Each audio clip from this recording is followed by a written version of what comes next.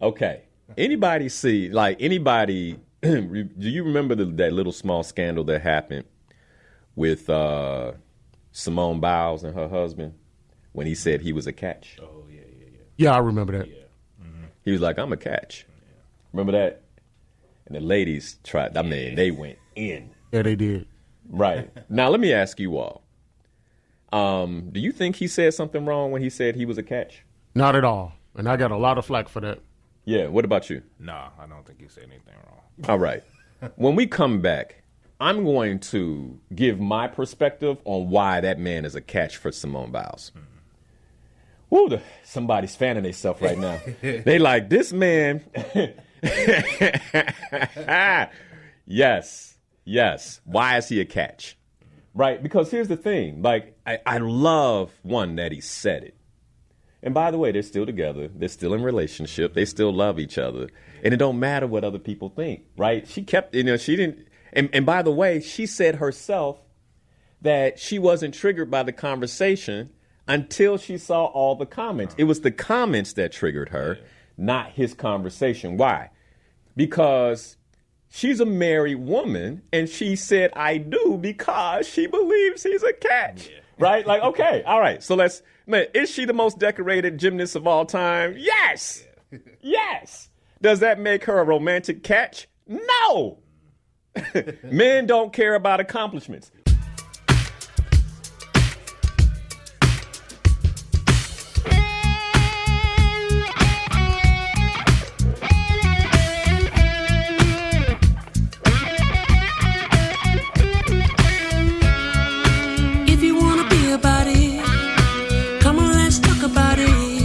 Change up the things you see.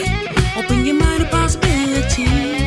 Find your power, passion, and your purpose. You know it's time for you to walk in greatness. Let's murder mediocrity. Slay your goals, live out your dreams. Right now. Inspirational perspective. Open your mind to a better life. It's time to live your dream. Your purpose now. Inspirational perspective. Let's slay your goals. After we did the show, I did the show with Brother Arnold Sandridge on the silent struggles of men and boys. I then thought to myself, there's so many resources for how to be in relationship for women, which I find interesting. Because if the men don't know how to be in a relationship, then the women can read every Cosmo magazine, every Vogue article on how to get in a relationship. And if the men aren't there mentally, then there's nobody to be in a relationship with. The other piece, too, is I noticed that when you look at the data and relationship, men are up against something very different. Because now that we live in this digital world, like how I grew up, and I'm curious, like, Titus, you graduated high school when? Like 2012. 2012. All right, so you're younger. And you graduated high school when, Ade? 2014. 2014. Oh, y'all close to the same, man. I didn't realize that. Okay. All right. So this is about 2 decades after me. And so if you guys don't mind, I'd like to maybe ask you some questions before we get into today's topic about relationship. In terms of how a relationship goes for men, is it, so let me just ask this. For you, if you're looking for a relationship, is it going out and finding that relationship in a live scenario? Or is it more so like, oh, let me check this app or check a dating app? Like, what would you say you lean to when it comes to finding a relationship? I would say for me personally, it's been a bit of both. Trying to go out to events and meet new people, And if it doesn't really work out the way I want it to, then I will, try the apps or something like that just to see who's all engaged. Got you. What about you, Ade? A bit similar, yeah. It's I would like to meet people in person, but then it kind of dipped into digital apps, and then now I'm in a stage where I'm trying to meet people again in person because it's not the digital app is not working. No. Right. And it's one of the reasons I wanted to have this show with more of a tilt towards supporting men. I'm willing to support you, ladies. If you call in 773-591-1690, but supporting men and really now. Let me ask another question, real quick. On a scale of 1 to 10, how difficult do you? And this could be, if you like, I ain't gonna answer that. I'm fine with that too. Like it could be a little evasive and personal, but on a scale of 1 to 10. How difficult do you find it to approach women? I'll say, honestly, about an 8. About an 8? And what I mean by that is because I had this experience here in the building one day with a colleague of mine. We were walking out the building, and I just did something simple as, my mom told me when I was a kid, when you see a young lady coming into the door, you hold the door for them. So I did something as simple as that. And then I kind of got cursed out about it. Why you opening the door for me? Why you holding the door? And I was just so shocked that somebody would say that instead of, oh, thank you. It kind of like weaned me off of trying to, just doing the little things that I was programmed to do, basically. Got you. That's interesting. We're going to come back to that. We're going to come back to that, okay? Because I find that fascinating. I'm not surprised, by the way. I'm not surprised. But I also find it fascinating that happens, and I'm also very aware that it's happened to me. So I'm with you on that. On a scale of 1 to 10, Ade, how would you say? How difficult would you say it is to approach a woman? I'll probably say like a 7. A 7. Mainly because. I don't know. I guess I haven't had any terrible experiences like you guys described or anything like that. Because I do those things too, hold doors open and things like that. Okay. I got people who don't say thank you, but I mean they just walk through, right? They don't even say thank you, right? Yeah. But nobody cursed me out before. But I would say a 7. I don't really have any issues approaching. Whether it's most likely it'll happen in a social setting where people are conversing, but out and about, not really, but yeah, I would say a 7. So more of a social setting. Yeah. So then let me ask one more question. Was both of you brothers are single? Okay. On a scale of let's do a 5-point scale on this one. All right, this is better. All right, let's do a 5-point scale on this one. 1 being you wouldn't, 5 being absolutely, okay? And then some, 2, 3, 4 being, all right. You see a woman that you find incredibly attractive, but she's across the street, okay? On a scale of 1 to 5, what are the chances that you cross the street to speak to her? Scale of 1 to 5. I would go with a 3. A 3? Yeah. Both of you. So 3 is kind of neutral. So explain the 3 to me. For me, if I was experiencing that, I'd kind of be 50-50 with going to approach her because sometimes when you do try to approach them, they got an attitude problem, this, and the third, and sometimes you just don't want to be bothered with that. And so I think sometimes that, I wouldn't call it fear, but more of that outcome kind of deters me from going to talk to that person. Okay. Just because I don't want to deal with that. So I'll just probably just keep it moving. Got you. So you'll see it from a distance, like, and then by the way, this is a oh wow moment, right? You're like, oh wow. Like, woo. Yeah. Gotcha. Woo. Right? You see her. She's your type. Because by the way, we get to have types, right? Yeah. Okay. All right. So she's your type. And you're like, what I'm hearing is that instead of, like, you grown man, you know how to cross the street, right? Instead of making your way across the street it's very possible that you might go, based on previous experiences with women, you might go, I'm just going to look. Yeah. I'm just going to look. Okay. What about you, Ade? Yeah, I chose a 3 as well. The 50-50 chance is pretty much what I had in my head as soon as you said across the street. Because, yeah, I mean, you don't know what to expect, or you kind of know what to expect based off of what you've seen or other experiences. So it's like, you know, do you want to use that time to do that, or just keep it pushing and just let your, you know, like you said, just look and just keep it pushing. Okay. So, but I would say probably in a social setting, I'll probably be a You higher might. chance. You might. Yeah.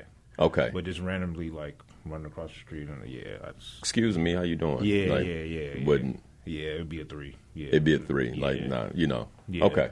All right. I find this interesting. Partly because this is like there was no real digital platform when I was growing up. So if you didn't catch a woman in that moment, you may never see her again, right? It wasn't, you weren't going to run across her in an app. Like there was no, it was like, so I do find it interesting. I also get why you wouldn't in 2024. It's a delicate matter, right? As a man. So I'm going to ask you all another question. As men, like in terms of, and we're going to get into some steps to take, et cetera. But what role do you all, you can think about this, you want to answer right away, right? You think about this, but what role, well, let's back it up a bit. Okay. Let me ask you this. On a scale of 1 to 5, 5 being like 100%, like you're very clear on what you're looking for in a woman. Okay. 1 being you're not clear at all. Like it's kind of like if she's cute, maybe I'll talk to her, right? But I'm not, in terms of characteristics, in terms of core values, you're not clear, right? 5 is I know what I want her core values to be. I know what I want her character to be. Okay.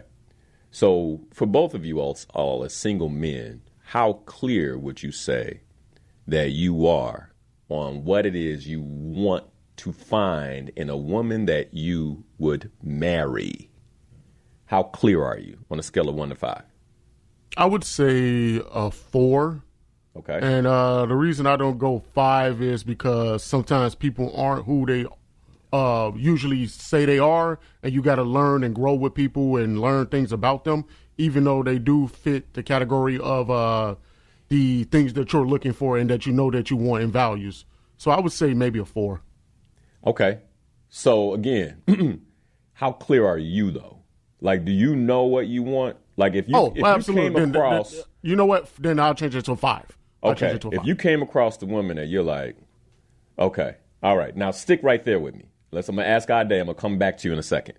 Okay, now Ade, in terms of clarity for a woman, right, that you like, this is what I want in terms of core values, in terms of character. How clear are you on what you desire in a woman? Yeah, with those 2, a 5. A 5? Mm-hmm. Yeah. Wow. Yeah. Now, do you all have this written down? No, I don't. You don't? No. Okay. Do you think it would be, well, let me say this to you all, okay? As men, it's important that you write it down. Let me tell you why, all right? Y'all cool if I school you real quick? Okay. The reason you should write this down is because one of the things about relationships and women and the impact women have on men, and I'm sure this may have happened to you all before where you got into a relationship and you're like, how did I end up here? Okay, right? Is that women have a very special allure on men, right? Physically. It starts with the eye, right?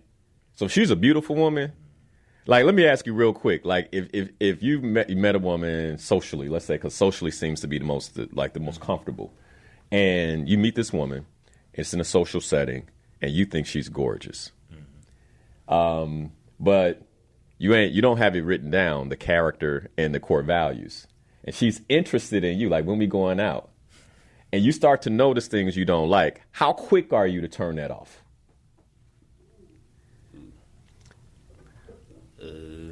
1 through 5. On a scale of 1 to 5, I will cut it off immediately. 5 being I might let it go way too long. What would you say? I would go with I might let it go way too long. Personally. Yes. Yeah. Okay. Ade? Yeah, it might be like 4, probably a little longer than it should. A little longer than it should. Yeah. Okay, so gentlemen, and by the way, this is angled towards the men this morning, right? Gentlemen, do we see where we go awry? Yeah. Wait, like you guys, tell me what you just learned about yourselves. Like, please. Well, in a nutshell, I learned that there is something that I do want and look for in a woman, but I'm quick to change that approach if a woman shows interest in me. So I could see the red flags or the values that I'm not looking for and still pay that attention more so than saying, you know what, I'm good. Yeah. So men, we're very easily distracted. I want to be like, and this is a physiological, biological, like, I mean, looks distract us. Okay. And because looks distract us, sometimes we find ourselves in situations we should have never been in. All right. Now, let me ask you this. If you had those core values and characteristics written down, and after every day you reviewed it, do you think you would, even if she was physically attractive to you, do you think you all would be 4s and 5s in terms of allowing it to go too long? No, I don't think I would. You said no? What about you? Yeah, I would go no. No? Okay. Ooh, this is personal. I don't know if I should ask. Let's just, like I'm not going to ask you directly, but it's something for you to think about and for the men listening to think about. If you had the characteristics of a woman written down, the core values you want her to have, and the character you want her to have, the kind of woman you want her to be, even your non-negotiables written down, would you get physical with her if within the first couple of dates you began to see that she was an outlier? Like, and it's not for you to answer. Just think about that, right? You're like, wait a second now. This is, well, I ain't got nothing to hide. I've done it before. So, yes, I've done it before. You've done it before. Okay. But you do realize that creates a tether. You understand what I mean when I say tether? Yes, I do. All right. So how would you describe a tether? Like, once you meet a woman, you're physically attracted to her, she doesn't align with your core values that you want in a woman or the character that you want in a woman, but she's pursuing you a bit, and, she is attractive. And so you decide, okay, we could be physical. The tether is created. How would you define that tether as a man? I would look at it as, I hate to say this word, but a entrapment almost. And it's one of those things where you get caught up in it and, now I wouldn't say feelings, but that lust becomes evident and you get caught in the mix of that. And so now since you're tethered in, it's kind of hard to break the cycle of trying to get out of that relationship, if that makes sense. Yeah. That's where the how did I get here come. That's where how did I get here, right? Especially if she talking crazy to you now. You're like, how am I here? How did this happen, right? Okay. Is this a real conversation for you all? Like, I'm gonna do a gentleman check real quick to make sure the gentleman listening. Like, is this relevant? Oh, this is very relevant. Okay. All right. So it's become clear to me, using you all as test subjects, that if as men we are not clear, so clear that it's written down, that we can be led astray in relationship and end up in situations that we didn't initially want to be in. Okay, now let's take this back to the conversation we had last week about possibility. Remember I said possibility is about grabbing something and squeezing it? Here's what I believe is happening for many of us as men. Because, and one of the 5 steps I'm going to talk about is intent, like very clear intent. Because many of us have not been very intentional about how we deal with women, we, especially in this new age world, are being dragged along. Now, there's some women out there who are triggered right now. They're like, I've been dragged. And I'm like, okay, you have. I'm not saying you haven't, right? But I'm talking to men and the experience of men. And I just want to talk about the experience of men. Like, do either of you feel like you've been in a relationship that you just kind of dragged out? Oh, absolutely. Okay. Now, to be clear, here's the difference between men and women. And I may get in trouble for saying this, but this is a biological fact, okay? Y'all got time to get dragged. Okay? Women don't. So sisters, if you're listening, I hope that you caught something from this, like writing it down, being clear, making sure that before you get physically involved, like, you know, this person actually has the core values that you want. Like, I hope a sister, because like a brother could turn this off and hear it 10 years later and be like, man, I wish I had listened to this 10 years ago, and recoup and still have a family. It don't work like that for sisters. And this conversation is not for sisters, but that little tidbit was. Okay. All right. So what have we established so far? What we've established is that you all should write down what you want. Right. Yeah? Yep. Yep. And the reason we should write down what we want is because then we can use that as an evaluation tool. Because let's be clear that when a woman is attractive enough, she can knock us off our square. Yeah, absolutely. Right? I hope married men just heard this, by the way. And like, you know, it's like, because you're not exempt. You know, you shouldn't really be looking that hard anyway. But let's, you know, be clear. Like, if she comes to pursue you, you need to know why you're in what you're in. You need to know, like, oh, I'm with this woman because she has these particular values. I'm with this woman because she has this particular character, and that's important to me. That's valuable to me. And so nothing else matters. Because I also think one of the reasons men stray is because they're not clear. So clarity seems to be a problem. If I'm not clear as a man, that's a life problem. Does that make sense? No, that makes sense. Yeah, it does. And here's the other reason it's a life problem for men. Because we're designed to lead. And so if I'm not clear about what I want for myself, then I don't necessarily know when to lead. So I want to go back to this approach point. And this goes to the very first step. And by the way, these steps don't shift in terms of men and women. Right now I'm talking to men, right? But the ladies should write this first step down too. Because I believe the very first step to being fully prepared for a relationship is self-love. Now, let me ask you, brothers, when's the last time somebody talked to you specifically about loving yourself? I would say just recently, honestly, Okay. in the last few weeks. That's good. I'm surprised to hear it, actually. But that's good. What about you? It's been a while.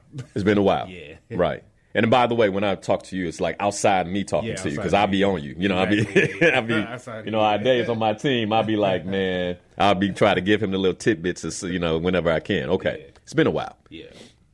Isn't that interesting?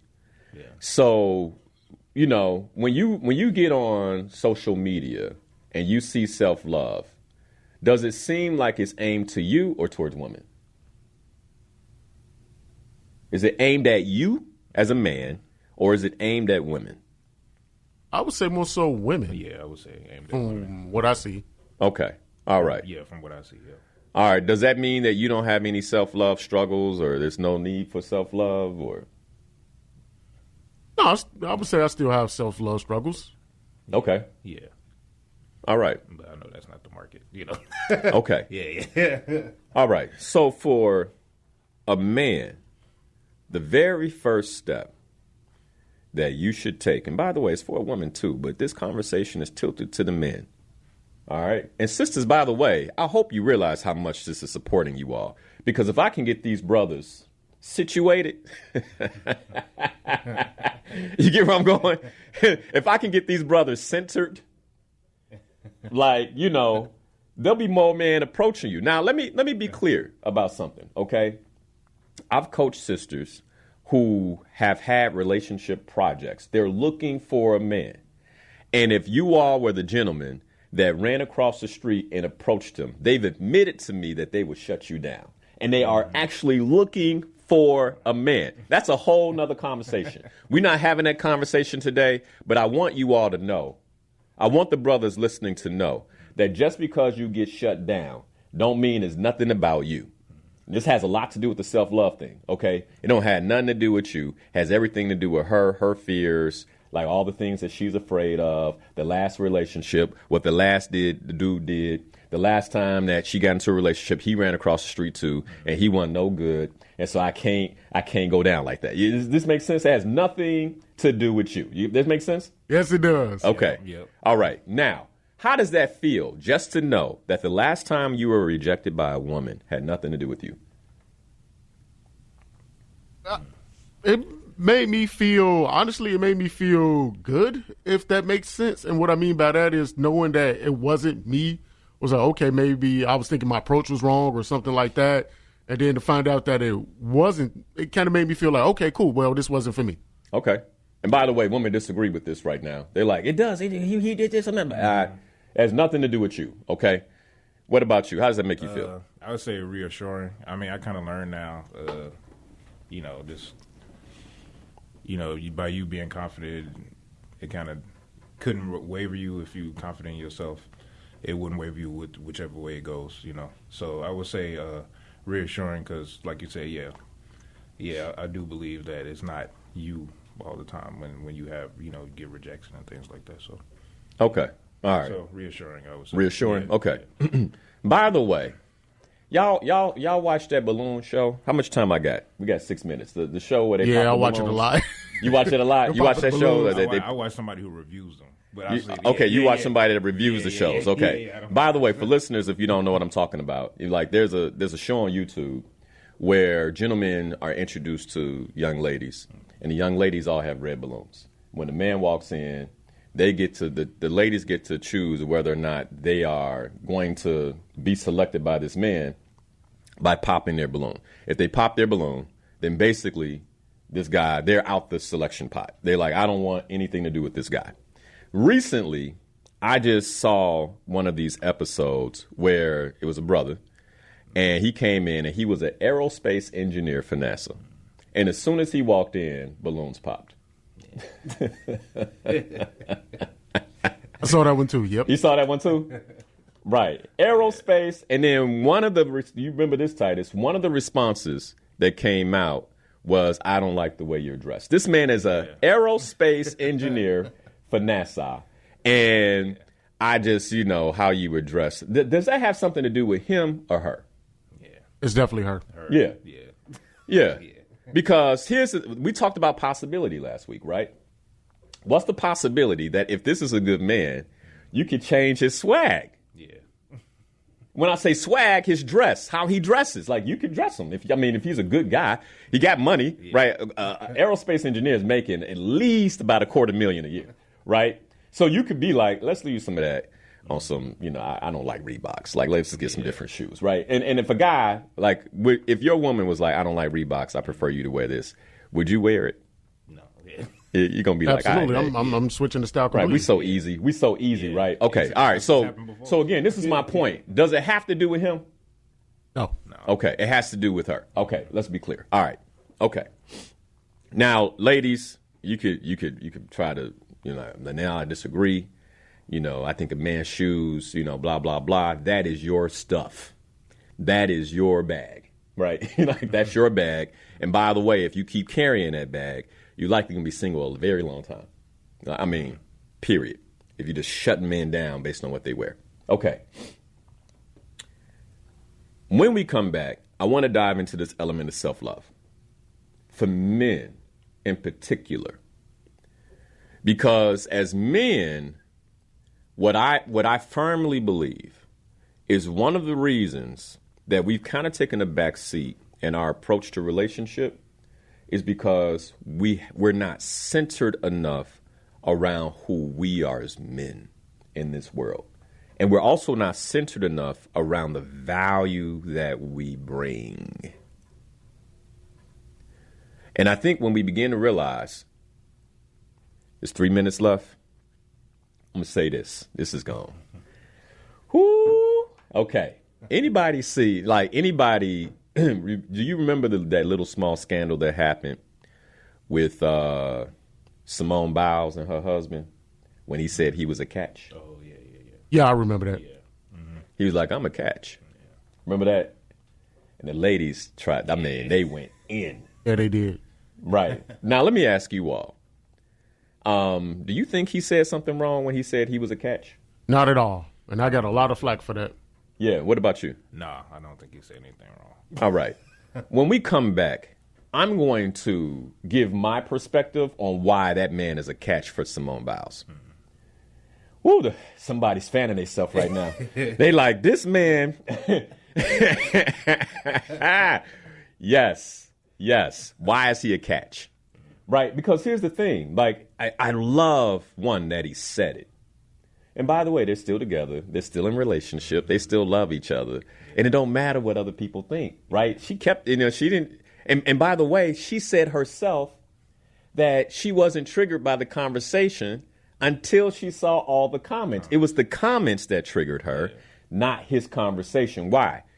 Because she's a married woman, and she said, I do, because she believes he's a catch. Yeah. Right? Like, okay, all right. So is she the most decorated gymnast of all time? Yes. Yeah. Yes.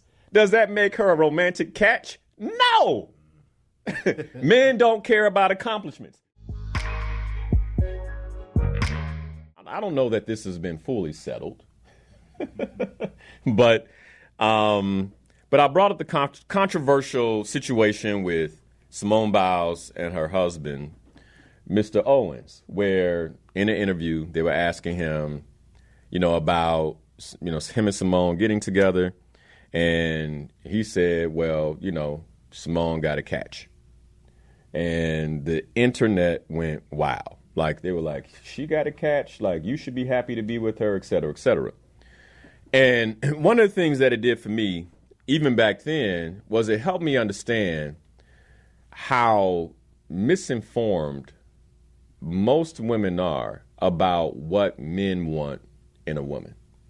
And I got 2 men here in the studio with me. By the way, brothers, if you disagree, give me a phone call and tell me, man, you way off base. But if the phone lines stay, quiet, we know that most of the brothers listening agree with this. 773-591-1690 to do it. But men, when we're looking for a life partner, we don't care about the woman's accomplishments. Now, let me just check in real quick with the men in the studio. By the way, I'm saying this is how I'm a man saying how men feel.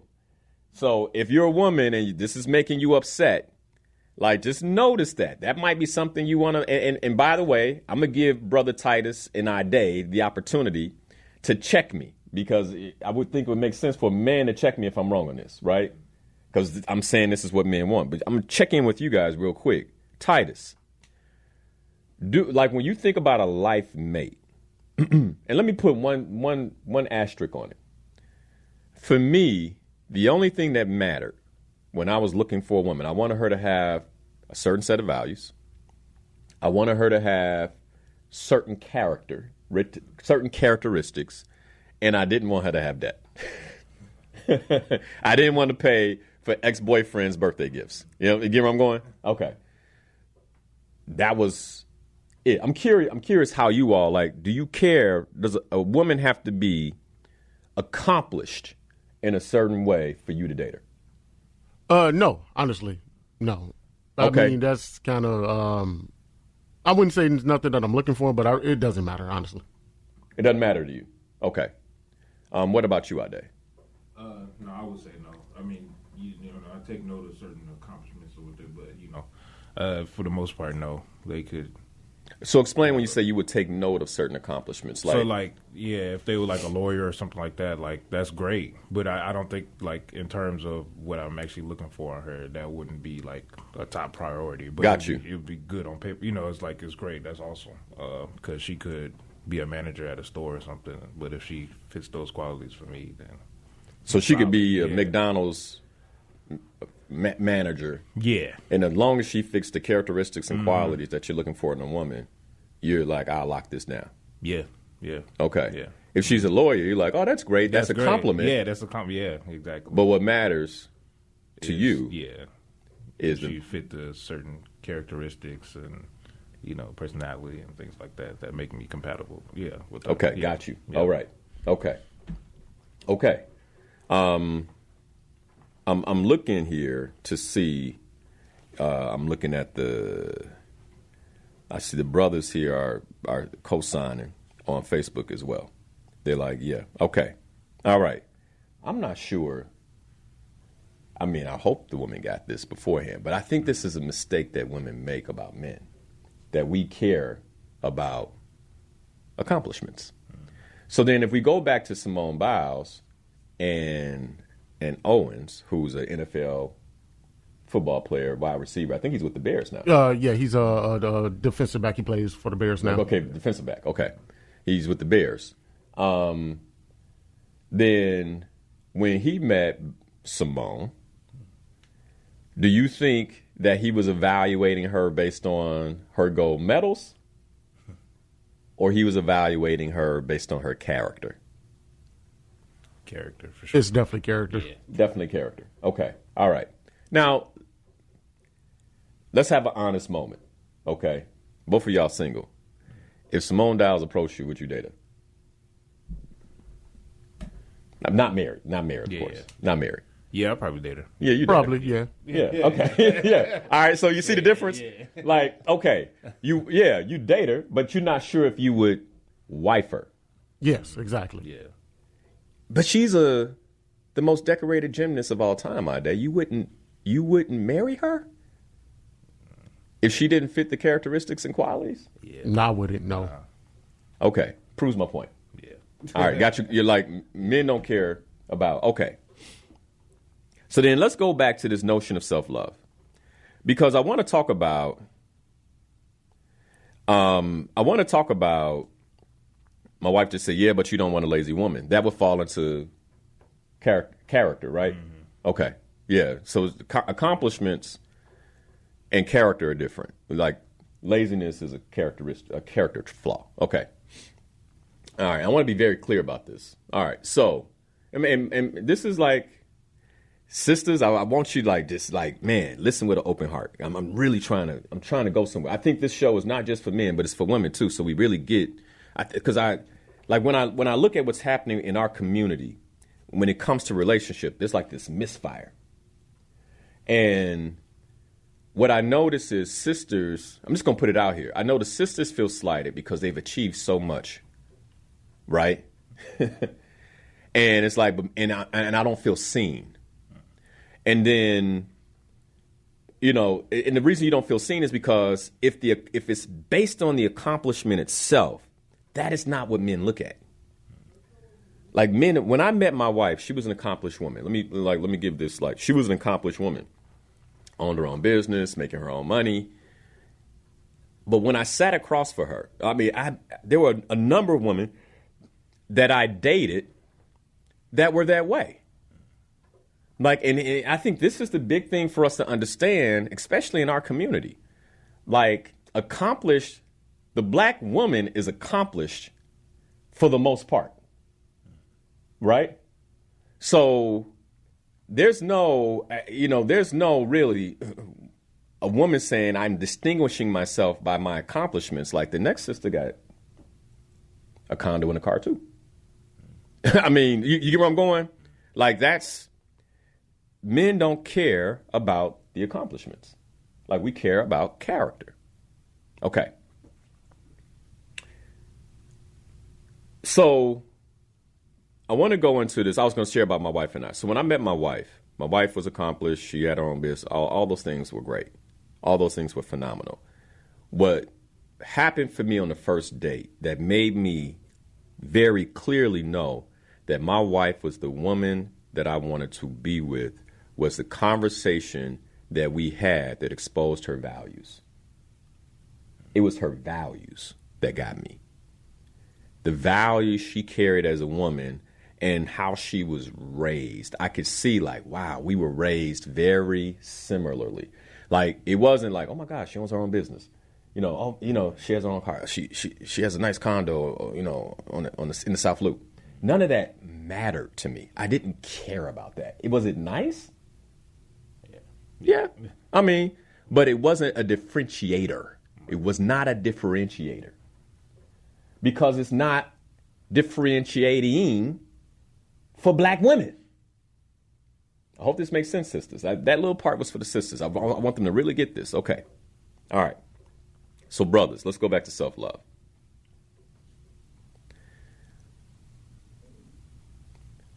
As a man, we have got to step into a new level of self-love. We have got to step into a new level of self-love. We're wired differently. Most of us, we ain't really like all those degrees. It's like we're not wired to keep going to school. It's a bit different for us, right? Like it's some of us, yeah, absolutely. We'll go get the doctorate, we'll go get the master's, but for many of us, it's about what can I put my hand to where I'm bringing value? And whatever it is that you're bringing your hand to where you're bringing value, it's important that you squeeze, as a man, you squeeze the possibility out of that. So you can begin to understand inherently your own value. Like when I bring 100% to the table, this is what I create. This is the impact that I make. One of the biggest mistakes I believe men can make is going half speed at anything. Like going half speed, because you're teaching yourself that I don't go all the way. And when you teach yourself that, then it inherently begins to impact how you value yourself. I firmly believe this. So when I think about self-love for men, the first part is, are you adhering to a personal brand of integrity? Like my personal brand and integrity, like who I am in the world and how I show up. Am I loving myself enough to fulfill on the expectations I have of myself? Let me ask you all what you heard. I want to make sure this is incredibly clear.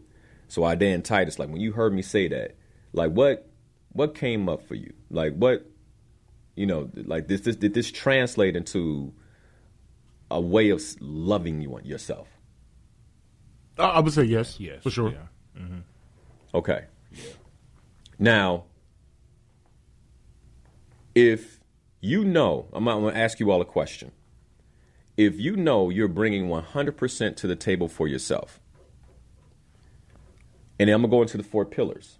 You're bringing 100% to the table for yourself in terms of your health and well-being. One of the things that we know is that men who are not married die sooner.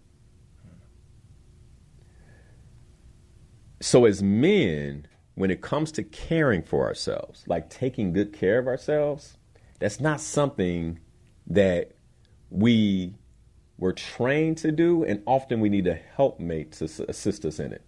me included, right? Like there are ways I take care of myself much better because of my wife, because she's like, babe, she pointed like, babe, do that. What are you doing? Okay.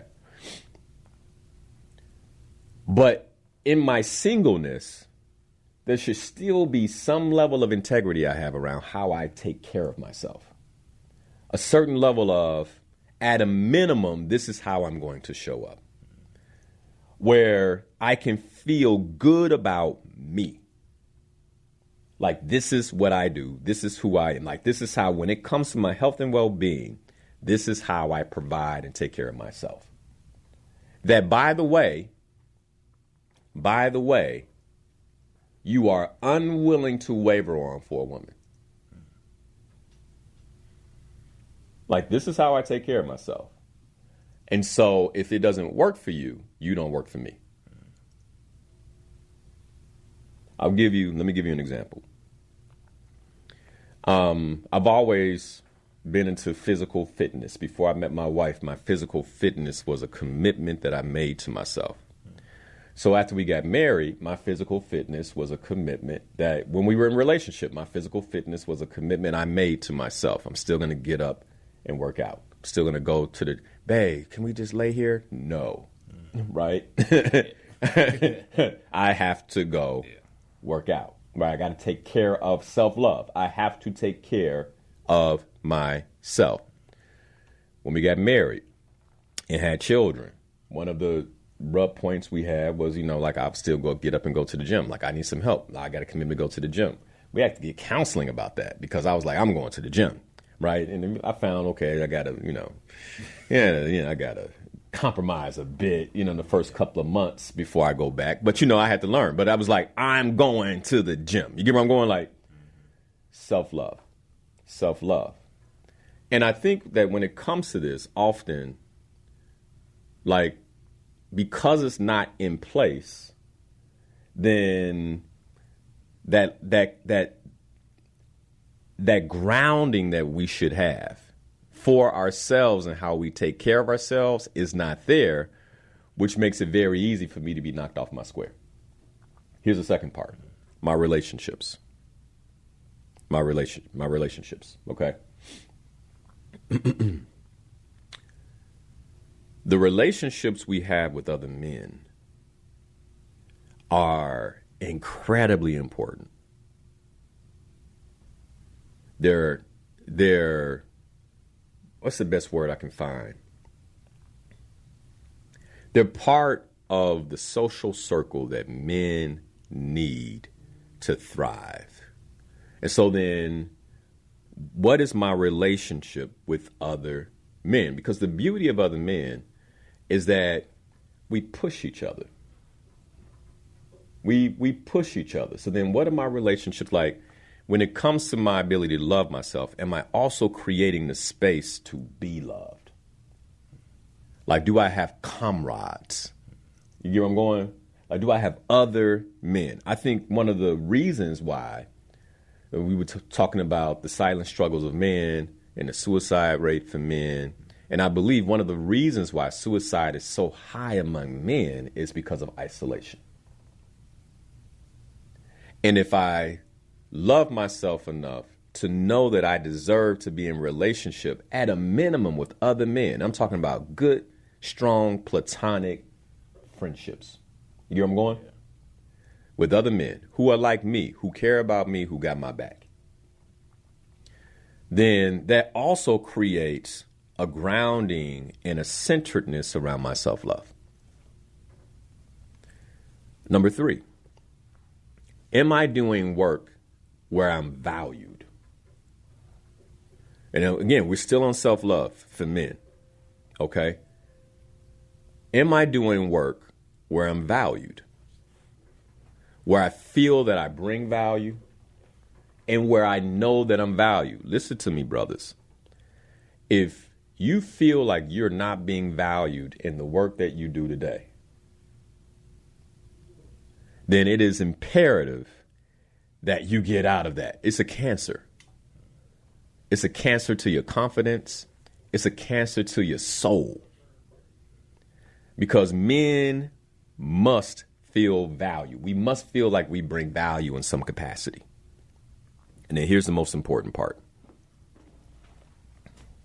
True self-love is grounded and provided by purpose. And men need purpose. Men must know their purpose. I'll tell you all this. I have been teaching Discover and Live Your Life's Purpose workshops since 2013. And so that's what? Over 10 years. And the majority of people that have gone through that course are women. And that's okay. But I will tell you that if there is something I could transform about that workshop, it would be that more men would take it. And the reason why is because I don't believe that men really understand the correlation between purpose and value. Like when I know my life's purpose, then I know I have value. And I know that I bring value to a woman. Because I know where I'm going, I can properly lead a woman. Because I know where I'm going, I can properly lead you. Which means that with that level of self-love in those 4 categories, right? And of course, purpose is spiritual. So the other thing to put into that is in terms of my spiritual nature, I'm loving myself through and through, spiritually and physically. Okay. And by the way, one of the things we talked about on the silent struggles of men was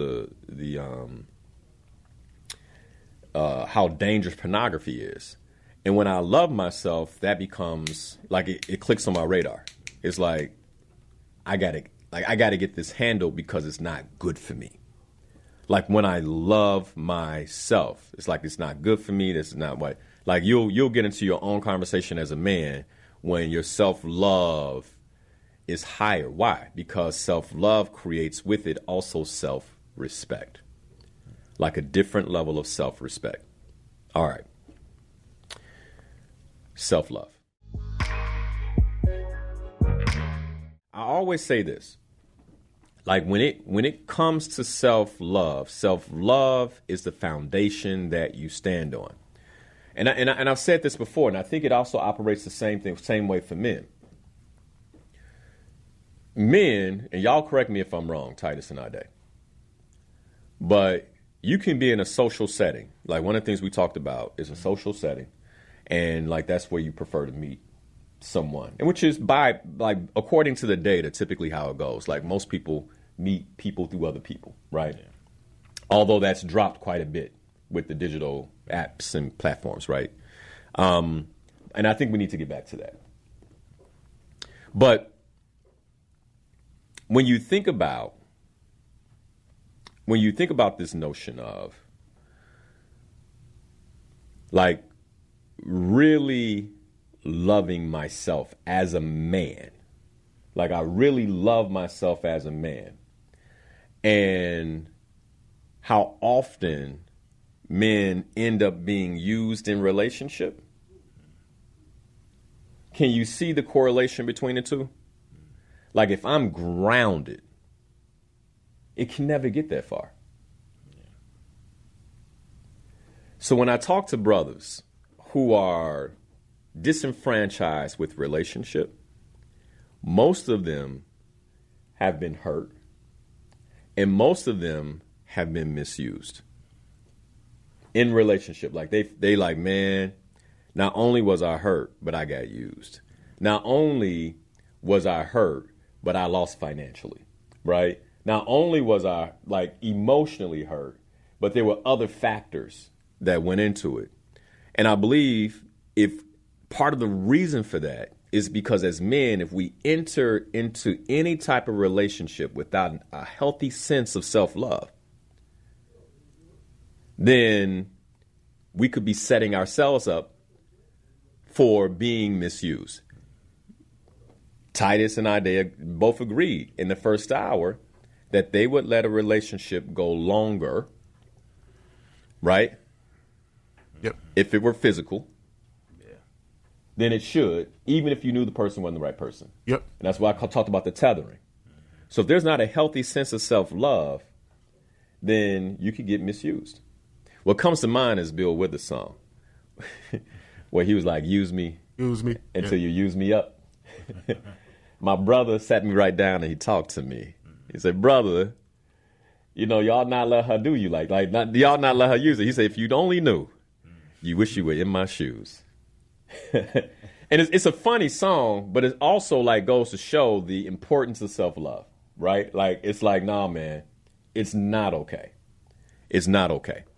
Okay, so let me just check in. Is this making sense to you all? This whole idea of self-love as a foundation for a relationship? Yes. Personally, yes, it does make sense because of, like you said, the things that have happened in my past when I was one of those people that you're talking about with use and abuse type nature. And so just hearing the foundation that's being laid, absolutely it does help. Okay. All right. Yep. All right. Here's the other thing about self-love. We got a phone call. I'm going to take this phone call in a second.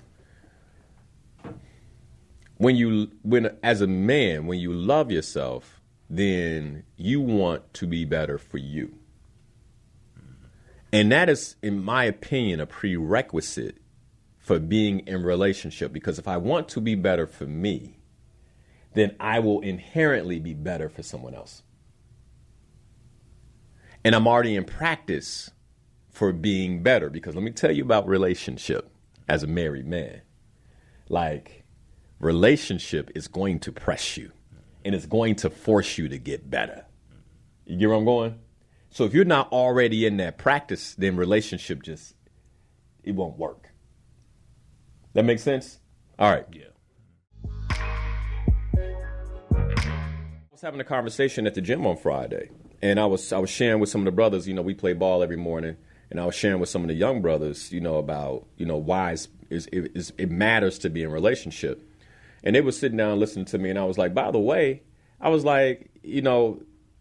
the stats are there that the brothers in the NBA who last the longest, who have the most successful careers and the longest careers are married. Are married. There you go. And the reason, and they were like, wow, what do you think that is? And I'm like, it's because they're not spreading their chi. I think as men, we forget that we're giving something up in sex too. Yeah. We're so concentrated on what we're getting that we forget what we're giving. Wow. And so our chi, I need to connect with you further, man. Well, it's just that simple, right? So you're giving your chi out, and it's going away and never coming back to you. And then we wonder why. You that, though, when you're growing up. Yeah, nobody teaches you. Well, that's why I'm here teaching it right now.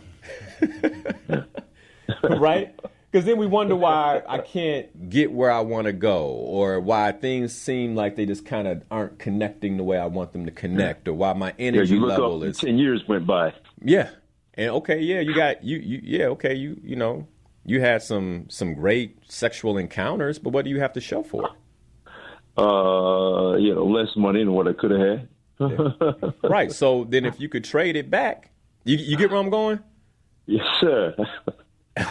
If I could trade it back, I would take one woman who I'm giving my chi to, who's giving back to me in a relationship that's building where now I have something we have something to show for it. Yes, sir. And when I think about what's happening in our community, it starts with us. And if you got a broken man, we got a broken community, a broken culture. And we're broken. So then what do we need to do? Well, we need to begin getting the men in order. And that's part of where, what's been in my heart. And one of the reasons I've been focused on the brothers the way I have been in the recent past. So thanks for the phone call, brother. Yeah, brother. We'll talk again. Thanks, man. All right. Okay. So to finish the conversation I was having with the brothers at the gym, as men, I do believe we don't really understand what we're giving up. Right? it's, we've been wired to believe that I'm getting something. And of course, there's a physical satisfaction. Like, if we're really honest about it, that lasts for a matter of seconds. And you think about what you gave up to have that physical satisfaction that lasted for a matter of seconds. And what it comes down to is, men, we've got to get way more strategic and become way more visionary than the next orgasm. And if you think about the energy that many of us as men put into getting an orgasm, there's a lot of strategy that goes into it. So when she comes over, I'm going to do this. I'm going to have that plan. I'm going to wear this. I'm going to have on this cologne. Then we're going to do that. I'm going to spend this much. I mean, you think about, you can't tell me brothers aren't strategic. Okay? The problem is our strategy and our goal typically is aimed at the wrong thing. And it's all short term. It's all short term. Because you'll do that for somebody, brothers, I'm telling the truth, because I've been there.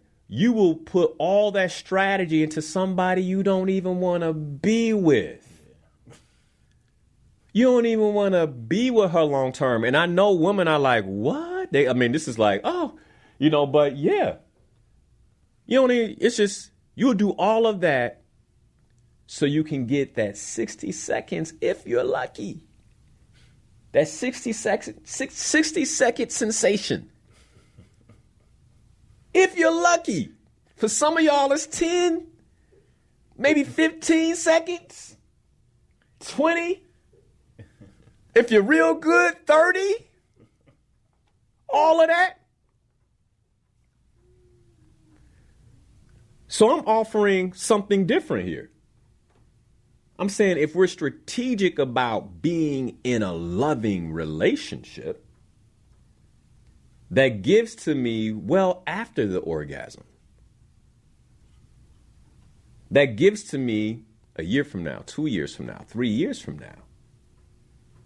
That foundation of that is loving myself, and loving myself enough to forego allowing my need for physical satisfaction to dominate my thinking, to dominate my strategy, to dominate my life strategy. What sense does it make to go from 20 to 30 to 40 to 50 pursuing the same thing, which is only temporary?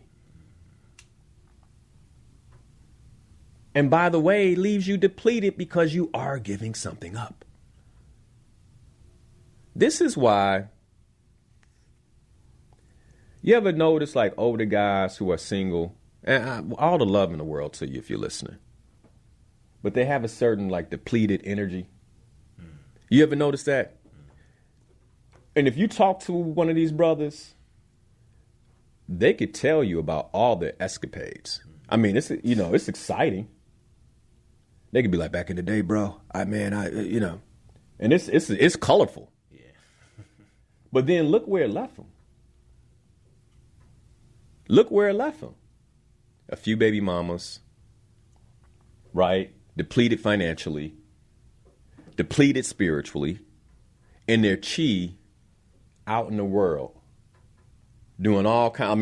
When I say their chi, their energy, their spiritual energy, because don't think that an ejaculation is just that. It's spiritual, man. So your spiritual energy is just completely severed and out. And you wonder why you can't get right. You can't get right because you split. You're splintered. Your energy is completely splintered. You gave something up in the pursuit of all that. I ain't mean to get into that. Hopefully this is making sense, though. I hope the brothers right now. See, because I try to make it relatively attractive to live right. Okay? Because here's the thing. Like, you go to church, they're going to be like, you shouldn't, you don't. Nobody wants to hear it like that, right? Tell me why. And like, help me understand why. Like, why should I be a better man? Especially when the physical sensations of sex are so glorious. Like, why should I defer that for something else? Why should I be with only one woman when I can have, what's the song? It was playing at a barbecue yesterday. If you want to leave, you can go out the door. One monkey don't stop no show. you know that song, Titus? I'm over here trying to think about it. Yeah, y'all know what song I'm talking about. Anyway, brother talking about how he got multiple women, and he's like, your girl gone, like whatever, right? And it's, it's an old school jam, you know what I mean? They were out there stepping to it and all that, you know what I mean? But anyway, it's in the culture but it's like, but there's a reason why men who have one woman tend to be more successful. Step 2 is purpose. If there's any superpower that I believe, when you think about Spider-Man. My son is a big Spider-Man fan. He was explaining to me yesterday what happened to Peter Parker when he got bit by the spider. So let me explain it to you all. I'm going to use purpose as an analogy. Okay? So we all know that before, and if you're listening, thank you for educating me yesterday. You're about to educate the entire audience. Okay. So Peter Parker, right? Peter Parker is this 15, 16-year-old weakling, right? Who's a nerd, wears glasses, and is bullied. Basically, he has no real, true, inherent power. I mean, outside of being smart, Peter Parker is unnoticeable before he was bitten by purpose. And we're going to say the radioactive spider is purpose, right? Before he's bitten by purpose, that, he's an average dude. And then he gets bitten by purpose, or he gets bitten by this, quote unquote radioactive spider. And my son was explaining to me what happened to him when he got bitten by the spider. And by the way, the spider I'm going to use as you're bitten by purpose. When you find purpose, what happens? And he was telling me, he was like, yeah, Dad, he used to wear glasses. And when he got bit by the spider, all of a sudden, when he was looking through his glasses, his vision was blurry. And I asked him, I said, well, why was his vision blurry, Legend? And he was like, his vision was blurry because his eyes were more powerful. He could see. Purpose gives you vision. Purpose gives you long-term vision. You get where I'm going? When Peter got bit by the spider, he had the glasses. The glasses didn't work no more. The same thing that made him see better made him see worse. Yeah. He had to take them off. Mm-hmm. Now he can see. Purpose gives you vision. Right now, if you're not clear on your purpose, then you don't have the vision that you should have for your life. And so what I'm saying about one woman and being in none of that really matters to you. It doesn't make sense to you because you don't have vision. But when you gain vision and you can see life from a different perspective, all of a sudden, it's like it starts to matter. It's like, well, wait a second. A woman can help me create what it is I intend to create in my life. And you now see the purpose for woman in your life as help me. She's going to help me get my vision, create my vision. And everything about you becomes different. Purpose infuses you with something that allows you to gain clarity on where you're going. And let me tell you something. There's a vibrational difference in a man. There's a shift in frequency in a man that is clear on where he's going. And brothers who are married, you get this. When you're clear on where you're going, your woman might test it. I want to do this. Well, that's not what we're working on right now. Right? They'll test it. But when they know you're clear, most a good woman will acquiesce. Like, I trust you. I trust your vision. Especially when you've proven that you can be responsible.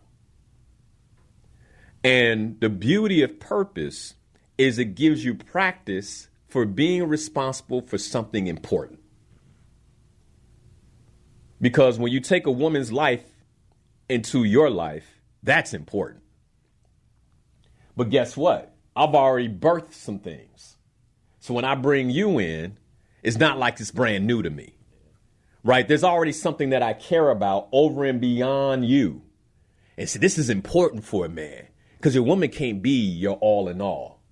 Ooh, you want to set yourself up for disaster? You make a woman your all in all. Your woman should not be your all in all. Yeah, I've done that. You get where I'm going? Yeah. Mm-hmm. Your woman should not be your all in all. Your woman is important, right? She's a key player, but she's not your all in all. Your all in all is the purpose that God gave you, the vision that God gave you for your life. And by the way, for any sisters who are listening who are having trouble with this, you're like, I can't believe this man is on the radio teaching like this. Let me tell you something. You do not want a man to be your all in all. All right. Let me put it another way. You don't want to be a man's all in all.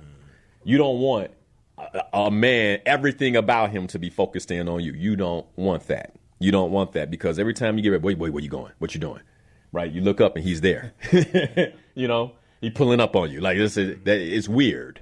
It's weird. You don't want that. You think you want it. Yeah, I promise you don't want it. All right. Your purpose becomes the thing that drives you. And then you make decisions aligned with your purpose and you choose a woman based on who best supports the pursuit and achievement of that purpose. And by the way, that right there is the trick for staying with one woman. Because if I'm already fully committed to my purpose, I know how to commit. I know how to commit to one thing. So committing to a woman, well, I've already played that game. It doesn't seem the fastest way. And by the way, sisters, like I hope you all are getting this as well, right? But for men, the fastest way to break a relationship is to not know your purpose. Because a woman can sense when you're lost, and then she gets unsettled. There's no definitive direction. She gets unsettled, and then when she becomes unsettled, she begins demanding direction from you, but you have nowhere to go. You don't know where to take her without purpose. You don't have any guardrails up without purpose. So then what happens? She begins to lead, and you begin to resent her for leading. So now you're resentful, she's resentful, and I believe one of the major reasons for divorce and the reasons why two people who initially fell in love begin to resent one another is because there was a lack of purpose. I believe this. So for men, I believe purpose is a prerequisite to relationship. Purpose is a prerequisite to relationship. And if you don't know your purpose and you believe that you can get into a successful relationship, you're putting the cart before the horse. You're putting the cart before the horse. And I know that your physiology is saying, I want to be in relationship, Linnell. I know it's like, But according to Napoleon Hill, the idea is that you stream that sexual energy into your work. You put that energy into your work, and now you're creating something worthy of a woman. And when you do that, I promise you that your level of attractiveness, and you don't have to physically change. It's a frequency thing. Brothers, how many of y'all seen a brother with a woman he ain't supposed to be with? Am I right? Yeah. Yeah? Yeah? You like, well, how did he do that?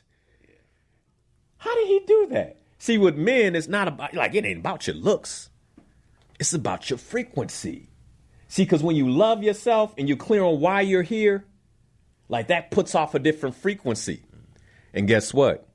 You see something you want, you will walk across the street. You'll jog, hey, this might be it. This might be my help.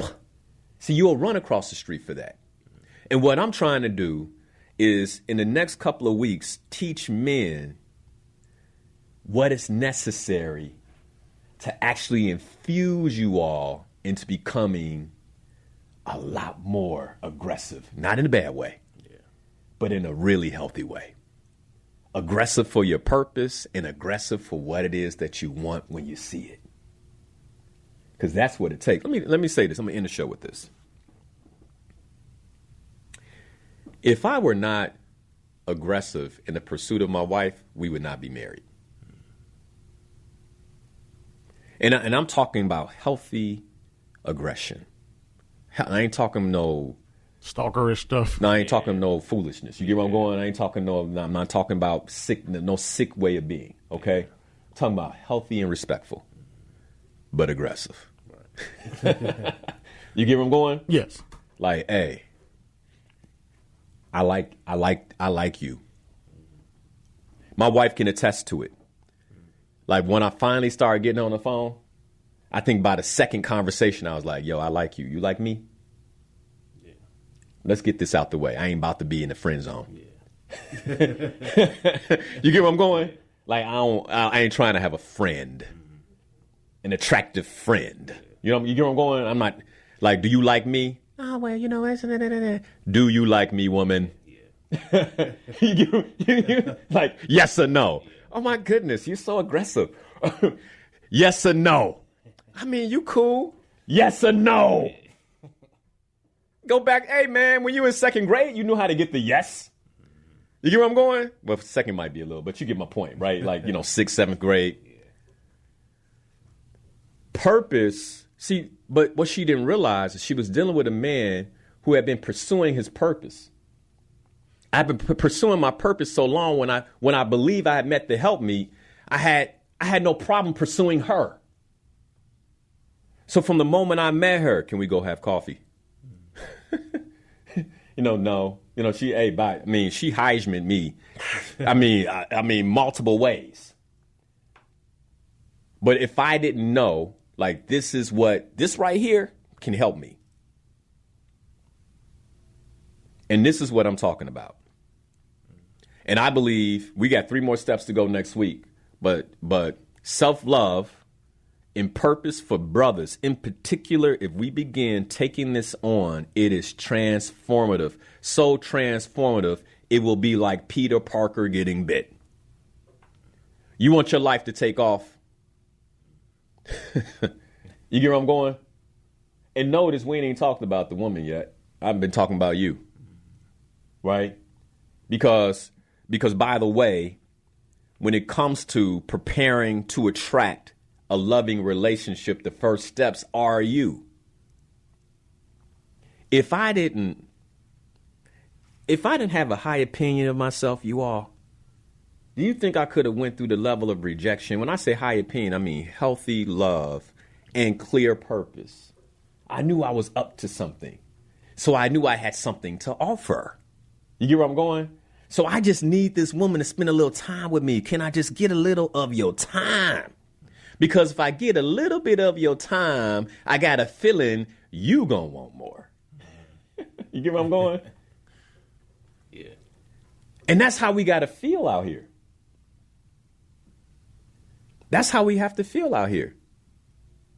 Let me tell you, I understand what it means to be rejected. And by the way, if my wife was going to reject me, it was going to have to be a hard no. Leave me alone. Why? Going back to the show last week, So I understood that I squeezed the juice out the possibility. Yeah. Make sense? Yeah. How many of us men are leaving too much juice in the possibility? What's possible in your life for real? Thank you for watching Inspirational Perspective. If you love this show and you want to see more content like this, you can go right here. And if you like this subject and you want to see much more content that we have available for you, just click the button here. As always, thanks for watching. Be sure to watch the show live, 7 a.m. every Sunday morning on WBON Radio, or you can catch it right here on YouTube or Facebook.com/Coach Liddell Harris. Be sure to hit that like button. If you haven't already, be sure to subscribe so we can get more content just like this to you.